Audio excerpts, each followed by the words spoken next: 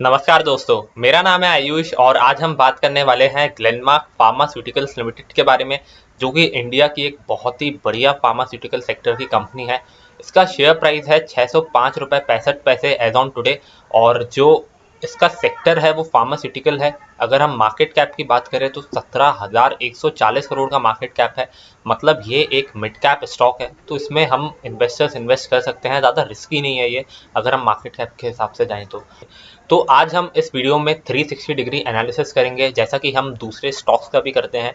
तो यहाँ पे हम कंपनी के बिजनेस मॉडल को समझने की कोशिश करेंगे, फिर हम फाइनेंशियल्स पे जाएंगे, शेयर होल्डिंग पैटर्न देखेंगे, तो फंडामेंटली कंपनी कैसी है उसको समझने की कोशिश करेंगे। इसके बाद हम टेक्निकल एनालिसिस करेंगे और जानेंगे कि क्या इसमें अभी ट्रेडिंग के हिसाब से कॉल लेनी चाहिए कि नहीं लेनी चाहिए, इन्वेस्ट करना चाहिए शॉर्ट टर्म में कि नहीं, लॉन्ग टर्म में इन्वेस्ट कर सकते हैं कि नहीं कर सकते हैं। तो ओवरऑल एनालिसिस करेंगे इस वीडियो में। तो ये वीडियो आपको अच्छा लगे तो please like to this video and subscribe to our channel. अगर आप लाइक करेंगे तो ये मुझे इंडिकेशन देगा कि मुझे इस टाइप के वीडियोस बनाने चाहिए। चलिए अब हम बात करते हैं कंपनी के बिजनेस मॉडल के बारे में। इसको समझने के लिए हमें यह जानना होगा कि कंपनी किस सेगमेंट में बिजनेस कर रही है। अब हम ये तो जानते हैं कि ये फार्मास्यूटिकल कंपनी है, लेकिन फार्मा कंपनी में भी बहुत सारी कैटेगरीज होती हैं, बहुत सारी दवाइयाँ होती हैं। तो कहाँ पे काम कर रही है ये जानना बहुत ज़रूरी है। तो यहाँ पे ये लोग डर्माटोलॉजी से रिलेटेड दवाइयाँ बनाते हैं। डर्माटोलॉजी मतलब जो भी स्किन रिलेटेड प्रॉब्लम्स होती है उसको ये लोग सॉल्व करने के लिए दवाइयाँ बनाते हैं। फिर रेस्पिरेटरी डिजीजेस के लिए दवाइयाँ बनाते हैं, मतलब लंग्स से संबंधित जो भी बीमारियां हैं उनके लिए। फिर ऑन्कोलॉजी, जो भी दिल से संबंधित बीमारियां होती हैं उनसे रिलेटेड दवाइयां ये ग्लेनमार्क फार्मास्यूटिकल बनाती है। तो ये मेन 3 कैटेगरीज हैं जहाँ पे ये लोग अपनी दवाइयों को बनाते हैं और बेचते हैं। इसके अलावा एक और कैटेगरी है डायबिटिक नाम की, जहाँ पे ये लोग डायबिटीज़ पेशेंट्स के लिए दवाइयाँ बनाते हैं, लेकिन वो अभी नया नया शुरू किया है तो उसके बारे में हम लोग ज़्यादा बात नहीं करेंगे। ये मेन 3 सेगमेंट है जहाँ पे ये लोग अपनी दवाइयाँ बना रहे हैं। अब अगर मैं बात करूँ इनके जोग्राफिकल नेटवर्क की, तो आप देख सकते हैं कि इंडिया से 31% का रेवेन्यू आ रहा है इनका। इंडिया के अंदर इनकी 7 फैक्ट्रीज हैं और 3 रिसर्च सेंटर्स हैं यहाँ पे। और अगर हम दूसरी जगहों की बात करें तो लैटिन अमेरिका में यहाँ पे इनकी 5 फैक्ट्रीज हैं। लैटिन अमेरिका से इनकी 5% सेल आती है, यूएसए से 30% सेल आती है और 12% जो सेल है वो यूरोप से आती है। बाकी दूसरी जगहों से भी 12% सेल आती है। तो आप इस नेटवर्क को देख के समझ सकते हैं कि कंपनी एक ग्लोबल कंपनी है। मतलब हर एक जगह इनका नेटवर्क है, हर एक जगह ये लोग अपने प्रोडक्ट को सप्लाई करके पैसे बना रहे हैं, जो कि मेरे ख्याल से बहुत अच्छी बात है। अगर हम बात करें इस कंपनी के प्रोडक्ट वाइज ब्रेकअप की, तो आप यहाँ पे देख सकते हैं कि ब्रांडेड जेनरिक से 59% रेवेन्यू आ रहा है।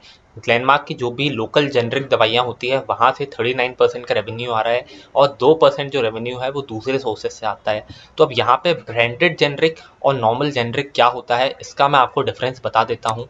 यहाँ पे आप देख सकते हैं इस पानी की बॉटल को, यहाँ पे इस पानी की बॉटल की कोई भी लेबलिंग नहीं है, तो इसको हम बोलेंगे जेनरिक। बस किसी भी प्रकार का साफ पानी भर के आपको बस इसमें बेचना है जेनरिक वाले में, तो यहाँ पे कंपटीशन बहुत हाई होगा, जाहिर सी बात है। लेकिन अगर मैं बात करूँ ब्रांडेड जेनरिक्स की, तो यहाँ पे ये जो प्रोडक्ट्स हैं जैसे कि बिस्लरी, किनले, इनका एडवर्टीजमेंट बहुत किया जाता है, इनका डिस्ट्रीब्यूशन नेटवर्क बहुत अच्छा है, मार्केटिंग अच्छे से की गई है इन शॉर्ट। तो इनकी जो सेल है वो थोड़ी सी ज़्यादा होती है। क्यों? क्योंकि लोग जानते हैं कि ये जो ब्रांड है वो एग्जिस्ट करता है मार्केट के अंदर, इसी वजह से इसकी सेल थोड़ी सी ज़्यादा रहती है। अब जो जेनरिक का प्राइस है वो सस्ता रहेगा और ब्रांडेड जेनरिक का प्राइस जो है वो महंगा रहेगा, ये डिफरेंस हम कर सकते हैं। ऐसा ही फार्मास्यूटिकल्स में भी होता है, कुछ दवाइयाँ जो होती हैं वो जेनरिक होती हैं जिनकी कॉस्ट बहुत कम होती है और बहुत ईजिली आपको मिल जाएंगी कम कॉस्ट में, और जो ब्रांडेड जेनरिक्स होती हैं वो आपको थोड़ी सी ज़्यादा कॉस्टिंग में मिलेगी। और जो डॉक्टर्स वगैरह हैं वो इस टाइप की दवाइयाँ लिख के देते हैं क्योंकि उनका कमीशन रहता है मोस्टली।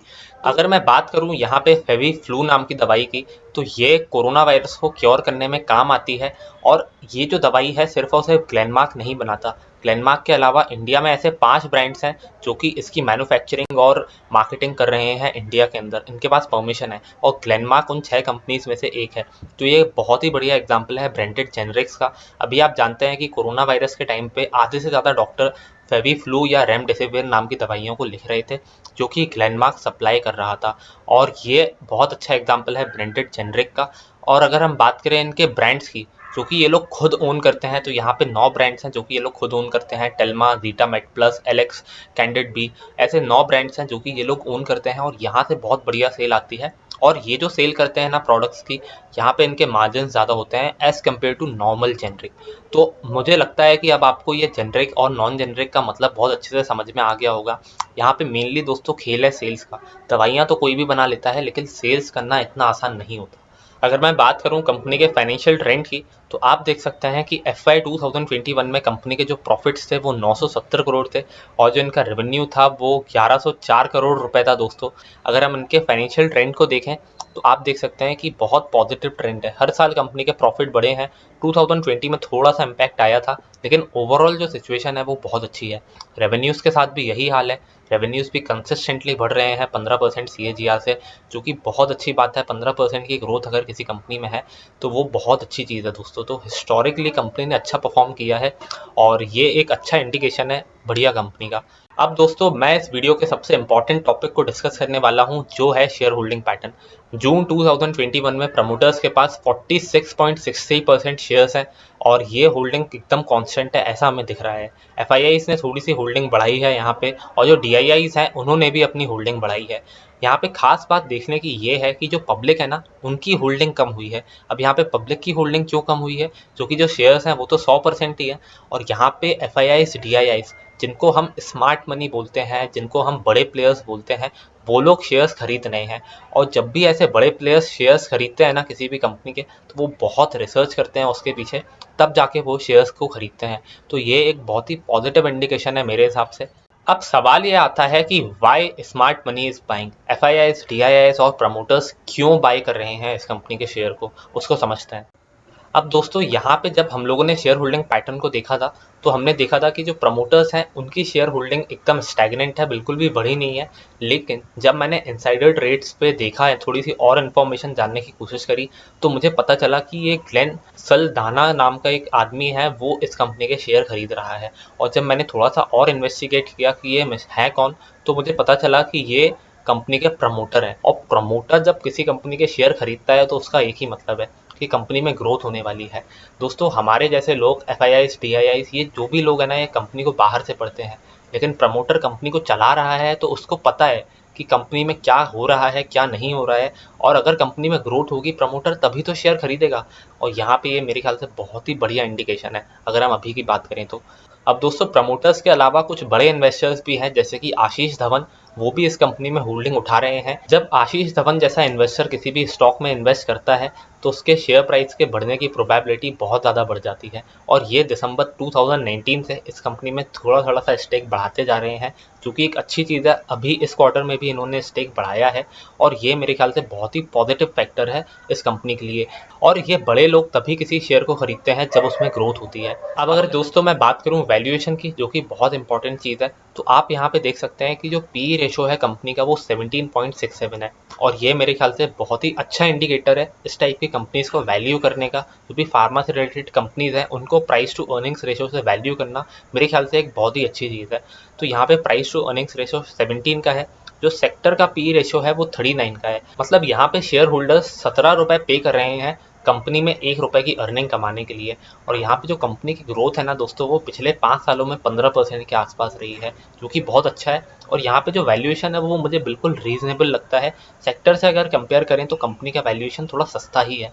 यहाँ पे हम price to book value ratio को नहीं देखेंगे, क्योंकि इसका इतना काम नहीं है इन कंपनीज में। अब अगर मैं बात करूं करंट न्यूज़ की, तो यहाँ पे ग्लेनमार्क ने एक डील साइन करी है सैनोटाइज कंपनी के साथ, जो कि एक कनाडा की फार्मास्यूटिकल कंपनी है। और इस कंपनी ने कोविड को ट्रीट करने के लिए एक स्प्रे बनाया था, और उसके अब जो मैन्युफैक्चरिंग राइट्स हैं वो ग्लेनमार्क फार्मास्यूटिकल्स लिमिटेड को मिल चुके हैं, जो कि एक बहुत अच्छी न्यूज़ है इसके लिए। अगर ये लोगों ने ज़्यादा मैन्युफैक्चर करना शुरू कर दिया इस प्रोडक्ट को और ज़्यादा अच्छे से मार्केट में बेचा, बहुत ज़्यादा डिमांड रही इस प्रोडक्ट की, तो कंपनी का प्रॉफिट डेफिनेटली बढ़ने वाला है। पिछले कुछ समय से कंपनी ने कोविड पे बहुत फोकस किया है, रेमडेसिविर, फेविफ्लू, और अब ये तीसरा एग्जाम्पल है जो कि हमें दिखा रहा है कि कंपनी कितना फोकस्ड है कोविड से पैसा बनाने में।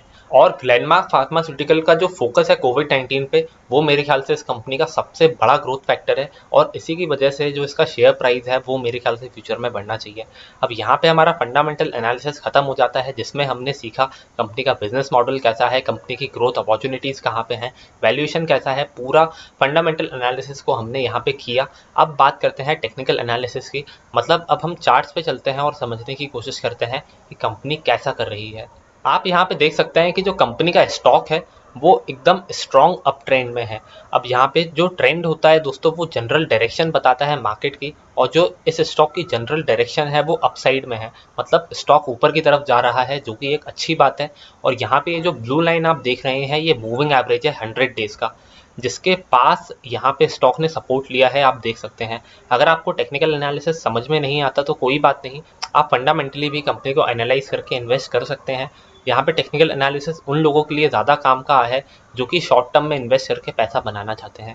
तो यहाँ पे जो 600 रुपये का लेवल है उसके पास स्टॉक की डिमांड बहुत अच्छी है, ऐसा हमें समझ में आ रहा है इन चार्ट्स को पढ़ के। और अभी अगर इसमें कोई पोजीशन बनाना चाहता है तो शॉर्ट टर्म में 575 रुपीज़ का एसएल रख के 690 रुपीज़ तक के टारगेट वो इसमें एक्सपेक्ट कर सकता है मेरे हिसाब से। तो रिस्क टू रिवॉर्ड भी 4:1 का है, जो कि बहुत अच्छा है मेरे हिसाब से। और यहाँ पे आपको मेरे ख्याल से इसमें शॉर्ट टर्म में एक छोटा सा ट्रेड ले लेना चाहिए अगर आप ट्रेडर हैं तो। और अगर आप लॉन्ग टर्म इन्वेस्टर हैं तो उसके लिए मैंने आपको फंडामेंटल एनालिसिस करके बता ही दिया है, जिसके बेसिस पे आप अपना डिसीजन ले सकते हैं। तो अगर मैं बात करूं अपने ओपिनियन की, तो कंपनी ने बहुत अच्छा परफॉर्म किया है पिछले 4-5 सालों से, और कोविड-19 पे जो इनका फोकस है वो मेरे ख्याल से इस कंपनी की अभी बहुत बड़ी स्ट्रेंथ है, बहुत बड़ा ग्रोथ फैक्टर है, जिसकी वजह से मुझे ऐसा लगता है कि जो शेयर का प्राइस है वो ऊपर जाना चाहिए लॉन्ग टर्म में अगले 3 से 5 सालों में।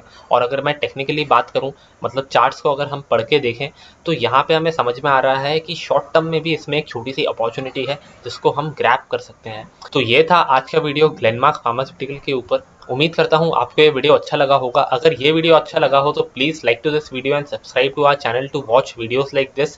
Thank you for watching this video. मिलेंगे अगले वीडियो में।